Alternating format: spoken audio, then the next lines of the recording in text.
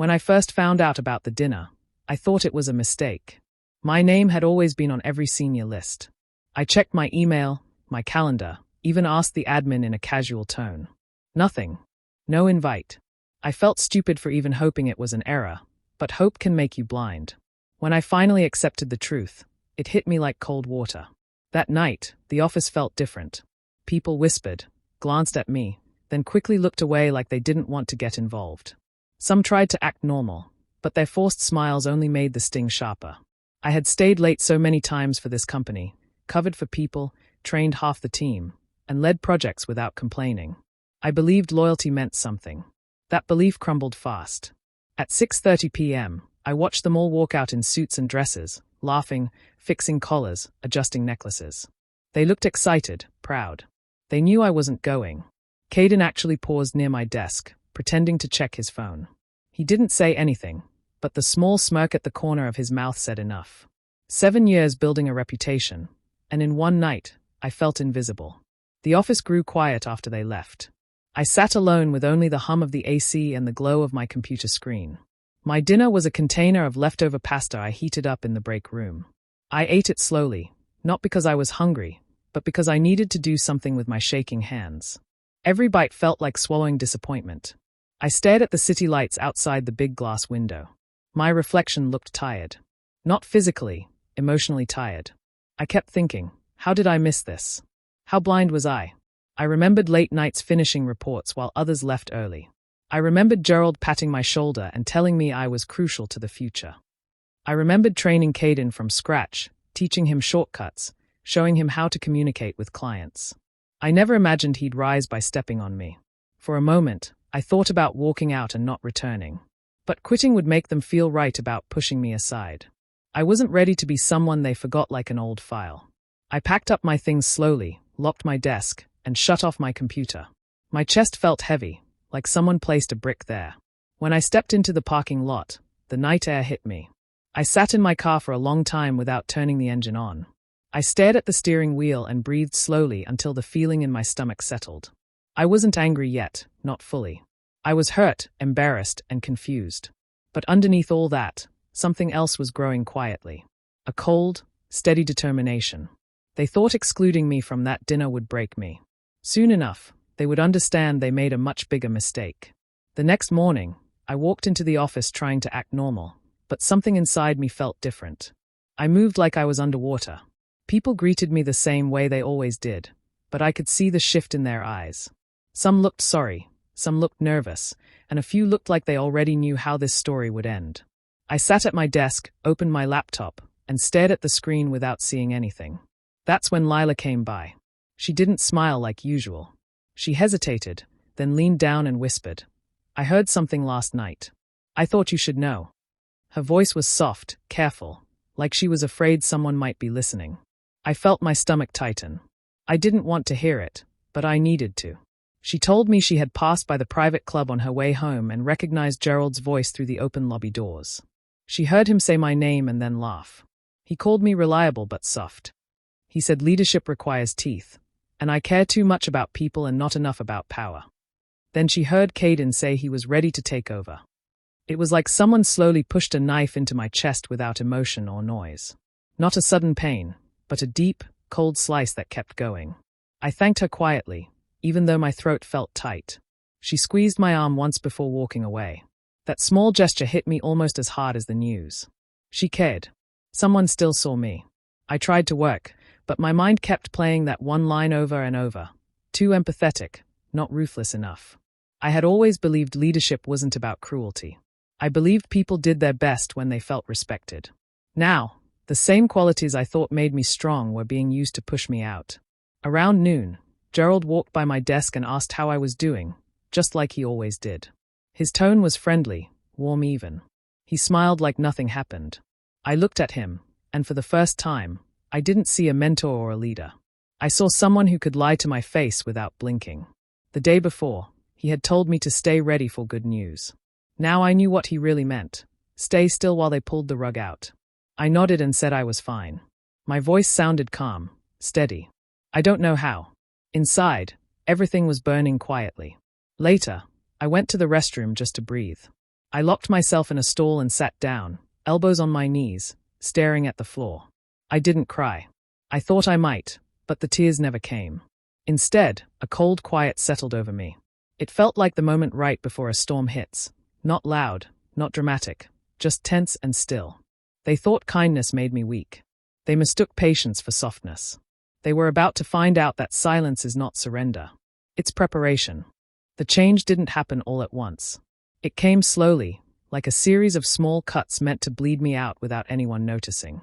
First, I stopped receiving calendar invites. A weekly strategy meeting I had led for years suddenly went on without me.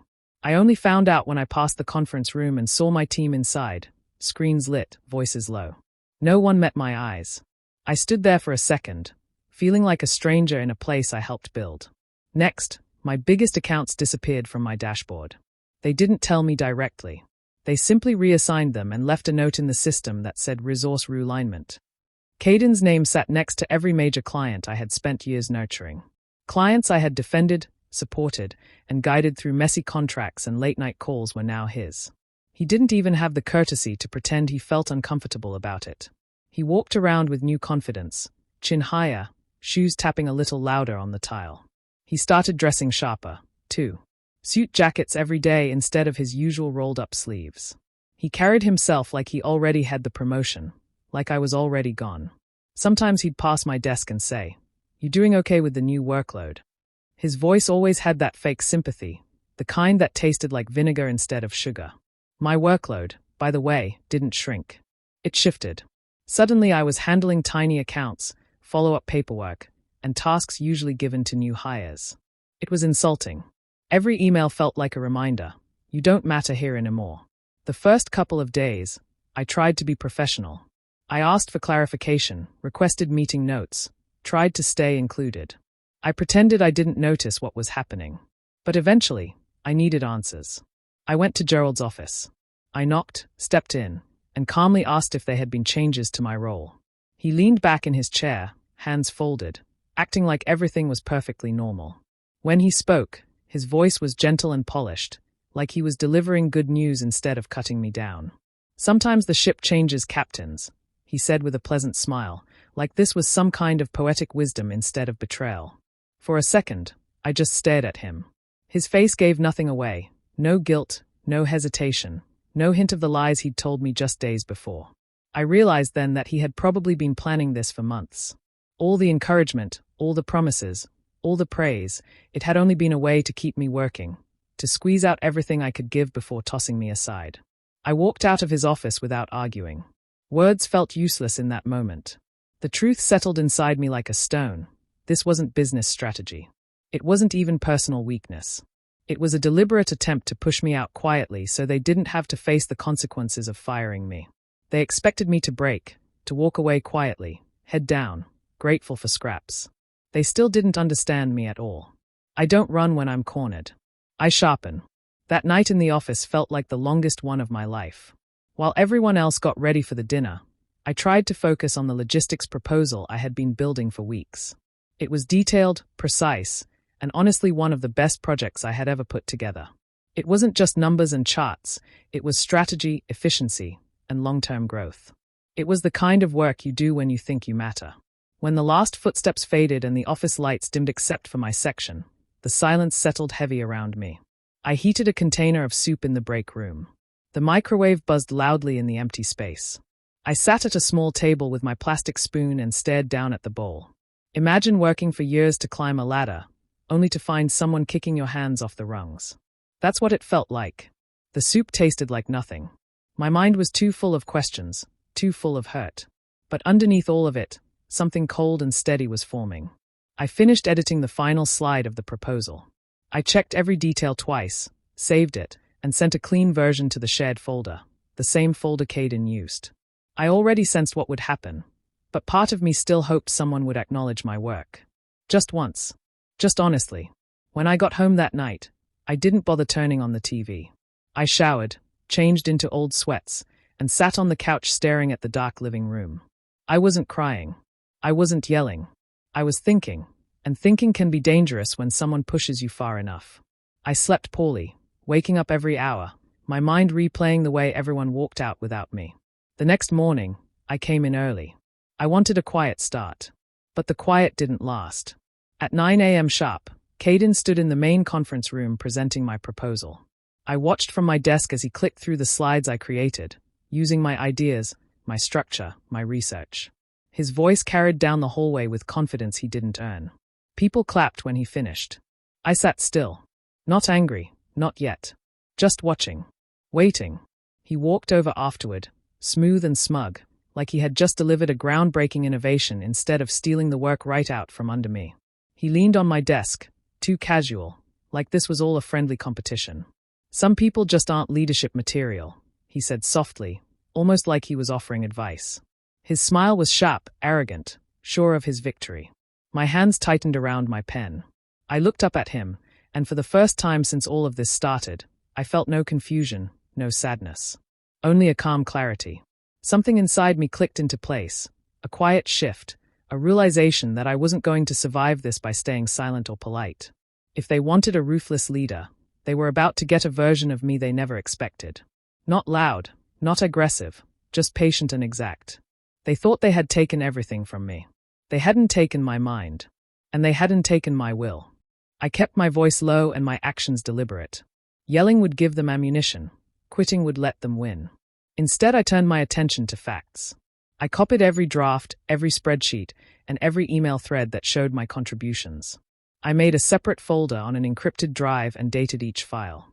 Timestamps mattered, so I saved originals and created logs that matched the server records. I wrote short notes about who I talked to and when, and I recorded the times I stayed late, keeping the notes plain and factual so they could be traced if needed. I reached out to Eleanor Fisk on a Wednesday afternoon. She listened without interrupting and then asked precise questions. She explained how retaliation cases work and what kind of evidence strengthens a claim. She also warned me about common mistakes, like deleting emails or discussing strategy in public areas. Her tone was practical, not emotional. She told me to keep everything, mention nothing, and let her handle the legal language when the time came. That felt like a relief. I was used to doing the right thing at work. Now I had to do the right thing for myself. Gathering proof didn't mean invading privacy or breaking rules. It meant being clever with what the company already produced. I exported version histories from shared drives, saved earlier drafts with my comments visible, and collected emails where clients thanked me or requested my involvement. For the vendor issues, I compared invoices to delivery records and noted mismatches in dates and amounts. A pattern emerged. A handful of purchases had inflated costs and awkwardly routed approvals. I traced them through names and timestamps, making a simple map that showed where money had gone and who had signed off. Caden was more subtle, but he left traces too. He adjusted numbers in reporting sheets, often by small margins, and changed labels to make metrics appear stronger. I downloaded the audit trails that tracked edits and saved screenshots showing the differences between versions. I organized everything in folders labeled by type: financial, communications, project files. My system made it easy to show exactly when and how changes happened, and it showed who benefited. Every night I updated my log. I added short summaries of what I found and flagged items that required follow-up. Most people would have burned out, but the clarity of the work kept me steady. Each new file was a small victory, proof that their story had holes. The task became a quiet daily ritual: collect, date, sort, note, until the pieces fit together. I never spoke openly about what I was doing. Even my closest allies didn't know the full scope. Discretion kept me safe. I met Eleanor twice more, handing over the organized packet and letting her point out where the strongest claims were. She smiled once and said, "You did this right." That was enough confirmation. I felt ready and patient, convinced the truth would not be quiet forever. I stopped telling myself stories and focused on facts. Each document became a brick in a case I would present calmly, not angrily, when the board finally demanded answers. The morning of the briefing, I arrived early. Not nervous, not excited, just steady. I sat near the end of the long conference table with a neat stack of printed packets at my side. My notes were simple. I didn't need speeches or dramatic moments. I only needed timing and truth. Executives filed in, greeting each other, adjusting ties, taking seats. Gerald entered with confident steps, followed closely by Caden, who looked sharp in a new suit. They exchanged a quick laugh, the kind people share when they believe they've already won. Neither of them glanced at me. That was fine. I wanted to be invisible until the moment they wished I wasn't. When the meeting started, the room shifted into business mode. Reports, updates, predictable numbers, the usual rhythm. Then it was time for strategic performance review. My part, or rather, the part they thought they could claim. Gerald began speaking with polished charm. He praised efficiency improvements, highlighted successful contracts, and used all the phrases he liked to repeat: forward momentum, resource leverage, competitive positioning. I watched his lips move while my work flashed behind him. I didn't feel anger anymore. I felt calm, like someone watching a river flow by, knowing exactly where it would bend. Then came the slide, the one I'd been waiting for. The metrics chart, clean lines showing false growth, numbers nudged just enough to look impressive. Caden clicked to it proudly, chest lifted, voice steady, explaining performance acceleration strategies. That was the moment. I stood slowly. Chairs shifted. A few executives looked confused. A couple leaned forward. Without raising my voice, I walked along the table and placed one packet in front of each board member. No comments. No theatrics. Just paper and silence. When I returned to my seat, I folded my hands and looked toward the screen. Marjorie Kell paused mid-note. She opened the packet. Others followed. Pages turned. A hush spread like a quiet wave. I kept my eyes ahead, expression neutral. My heart beat steady. Facts do not shake. Gerald's voice faltered. "What is this?" he asked, trying to sound calm. It didn't work. No one answered him. Instead, they read. Evidence of altered reports. Email chains. Approval logs. Instruction lines telling Caden to clean the numbers. My original drafts, time-stamped. The room felt heavy, tight, like the air itself had changed shape. Caden's face lost its confident glow. He swallowed hard and set his clicker down. His hands twitched near the laptop, but he didn't touch it. He looked like a man realizing he'd stepped into deep water without knowing how to swim. Then Marjorie lifted her head and spoke, voice firm and clear. "Gerald, step outside." The room didn't move until he stood. He glanced at me on his way out, eyes cold, angry, confused. A stare that once might have shaken me now just glanced off. I gave him a polite, small smile. Nothing rude. Just acknowledgement. Because in that moment, I didn't need to raise my voice, threaten, or fight. They finally saw the truth. And the silence in that room said everything. And I would not forget. When the door closed behind Gerald, the entire energy in the room shifted. No one wanted to speak first. No one wanted to look guilty by association. Caden cleared his throat and tried to continue the presentation, but his voice shook. The confidence he had worn like armor was gone. He stumbled over his own slides, mixing numbers and losing his place. A board member finally raised a hand and said quietly, "That's enough." They asked him to step out as well, internal review pending. He left without looking at me, shoulders tense, jaw tight. The same man who strutted across the office days before now looked like he was walking to a courtroom, not a hallway. After the meeting, people avoided me, not because they disliked me, but because they didn't know how to act around someone who just flipped the game board. Some nodded, some gave quick smiles. Everyone whispered. The hush in the halls followed me like a shadow. I returned to my desk, opened my laptop, and pretended to work, though my hands were still a little tense from adrenaline. 5 minutes later, my phone rang. HR. I braced myself. Years of conditioning makes you expect bad news, even when you hold the truth. The HR director's voice was soft, almost embarrassed. "I want to personally apologize," she said. "This should never have happened to you." She called what I experienced a serious breach of professional conduct. She used words like investigation, mistreatment, and unjust displacement. She asked if I felt safe and supported at the company. Support. From them. Funny how fast loyalty appears when power shifts. I listened, thanked her politely, and agreed to meet later. There was no anger in my voice, just measured calm. I didn't need anger anymore. Facts and dignity were doing the work for me. When I stepped into the hallway, I saw Lila standing near the copy machine. Her face lit up the second she saw me. She didn't say a word. She just walked over and hugged me tight. It wasn't loud or dramatic. It was steady and warm. A human moment in a cold building. "I knew they couldn't get away with it," she whispered. "I knew you'd handle it." I swallowed, not because I was emotional, but because something about being believed, quietly, consistently, meant more than applause ever could. Around us, people tried not to stare. They typed with more focus than necessary, shuffled papers, pretended not to listen. But everyone already knew. Word traveled faster than any memo. And still, I felt no rush of victory, not yet. This was only the beginning. Gerald was out of the room, but not yet out of the company. Caden was shaken, but not yet held accountable. What I'd done wasn't revenge, it was truth. Revenge would be walking through the same halls they walked, head high, knowing I didn't just survive their plan. I dismantled it without raising my voice. So I breathed, sat back down, and opened my laptop again. The storm had started, but the real reckoning was still ahead. The following days passed in a strange, quiet rhythm. I didn't rush anything. I showed up early, worked steadily, kept my voice even, and let the consequences unfold on their own. Corporate walls have thin ears, and truth spreads faster than gossip when people sense a shift in power. By the second morning, Gerald's office sat dark. His nameplate was still there, but the blinds stayed closed. Someone whispered that security had collected his laptop. There was no dramatic scene, no raised voices, just silence, the kind that follows someone who thought they were untouchable. I walked past his door without pausing. That space used to intimidate me.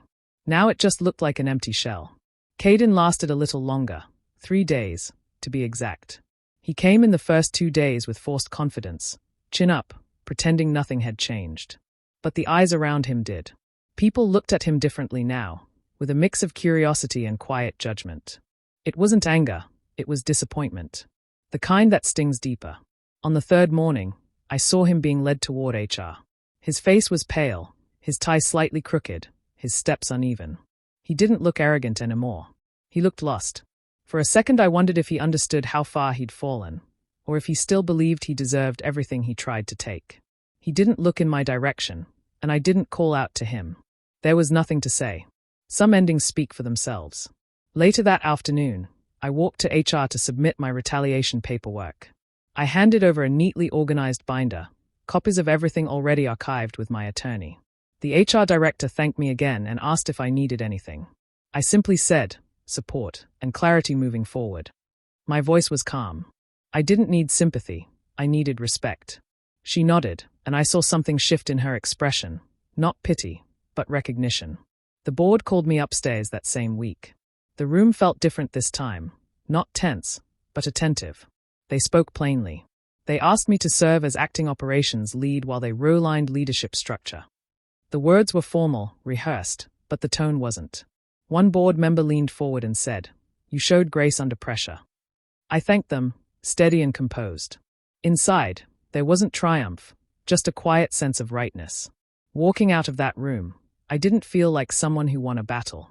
I felt like someone who reclaimed their place, not because I fought loud, but because I held my ground.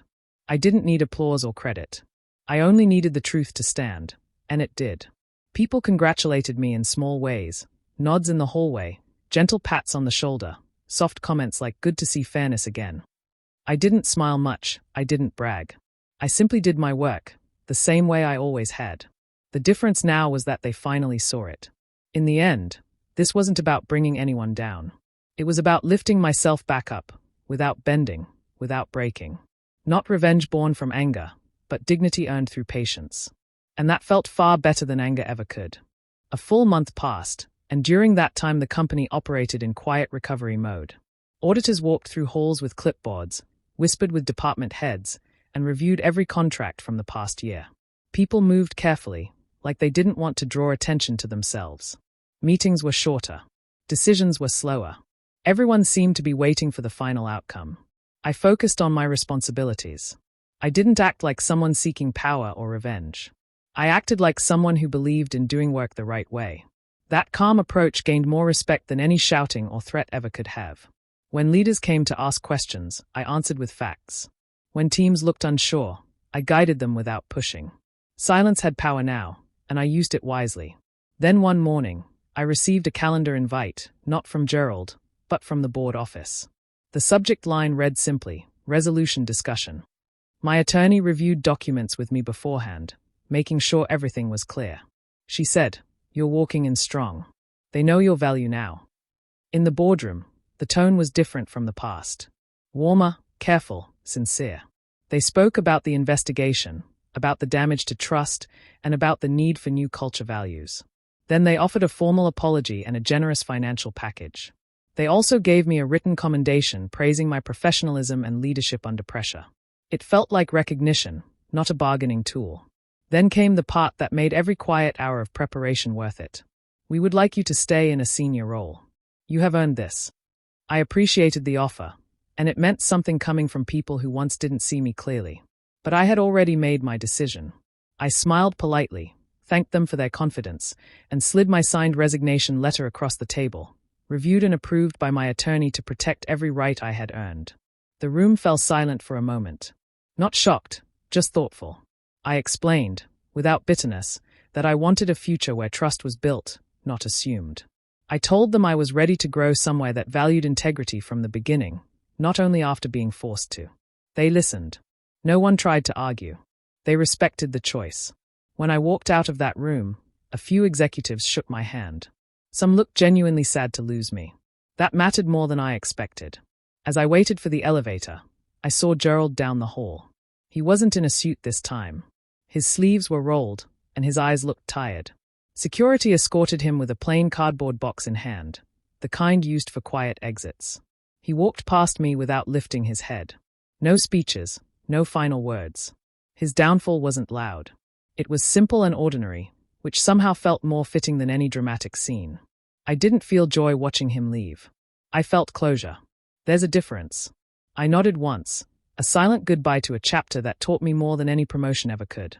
Then the elevator doors opened, and I stepped inside. No anger, no regret. Just quiet certainty. I had built myself before. I would build again. And this time, I would choose where I belonged. After everything ended, I decided I needed to breathe again, not just exist.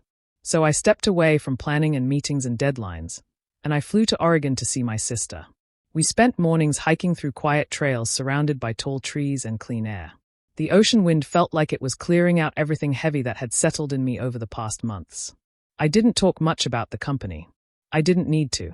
My mind finally had space to be quiet, not defensive. Some evenings we just sat on the porch, listening to waves and watching the sky turn orange, and I felt something I hadn't felt in a long time: peace. When I returned, I didn't rush into work. I chose slowly and wisely. I wanted a place where my effort would be seen without having to fight for basic respect. Eventually, I accepted an offer from a competitor.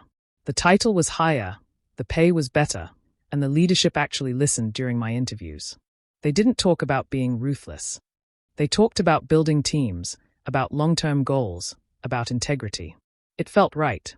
Not like starting over, but like moving forward. Life settled into a calm rhythm again. I woke up without dread. I worked with people who valued collaboration instead of power games. My ideas were heard. My work had purpose. It wasn't about proving anything anymore. It was about growing. Then, not long ago, I heard news about my old company. 2 major clients had pulled their contracts, citing trust issues. Rumors spread that the board was trying to rebuild its reputation, but the damage was already visible. They had to cut budgets and restructure departments. People whispered about the leadership collapse and the scandal that started it. It didn't make me laugh or gloat. It just confirmed something simple. You can't build success on deception and expect it to stand forever. Caden, once so confident and smug, had landed an entry-level job somewhere else. Someone told me they saw him updating spreadsheets in a tiny cubicle. As for Gerald, he disappeared from the corporate world completely. No big comeback, no new executive position. His name now floated around as a warning, not a reference. It was strange to think about how they once acted untouchable, and now they were just cautionary tales. But the truth is, my victory wasn't about their fall. It wasn't about money, titles, or seeing them lose what they tried to steal. The real win was walking away with my values intact, my reputation stronger, and my future in my own hands. They had tried to push me out quietly, hoping I would break or disappear. Instead, I rose higher without stepping on anyone. I didn't need to destroy them. They did that themselves when they underestimated someone who worked with purpose, not ego. Now, when I think back to those nights eating microwaved soup while they toasted their plans, I don't feel bitterness. I feel pride. I didn't need that fancy dinner or their approval. I found my own path, and it led somewhere better. And in the end, That was the sweetest victory. I didn't just survive. I moved on, and I won by living well.